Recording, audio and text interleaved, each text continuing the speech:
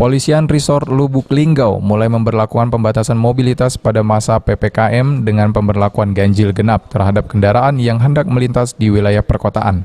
Kasat Lantas Polres Lubuk Linggau mengatakan ada 5 titik penyekatan, masing-masing 2 titik di wilayah dalam kota yakni di depan Masjid Agung As-Salam dan di Simpang RCA.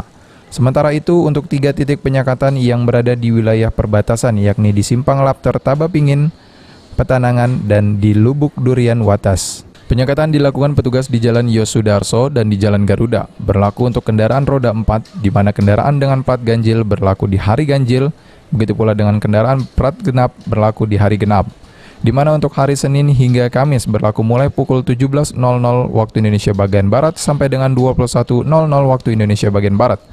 Sedangkan pada Jumat sampai dengan Sabtu mulai pukul 06 waktu Indonesia bagian Barat hingga pukul 8 waktu Indonesia bagian Barat. 3 titik itu adalah perlintasan antara perbatasan. Terus yang kedua, itu kita lakukan penyekatan di dalam kota, yaitu di Simpang RCA dan di depan Masjid Agung. Itu akan kita lakukan penyekatan ganjil genap. Jadi kita mengurangi mobilitas masyarakat, kita lakukan ganjil genap supaya masyarakat yang di Linggau ini untuk memasuki wilayah perkotaan kita batasi. Kegiatan pembatasan mobilitas ini bertujuan untuk mengurangi kerumunan warga khususnya di wilayah perkotaan, seiring dengan jumlah kasus COVID-19 yang terus meningkat. Tri Hajaria, PAL TV.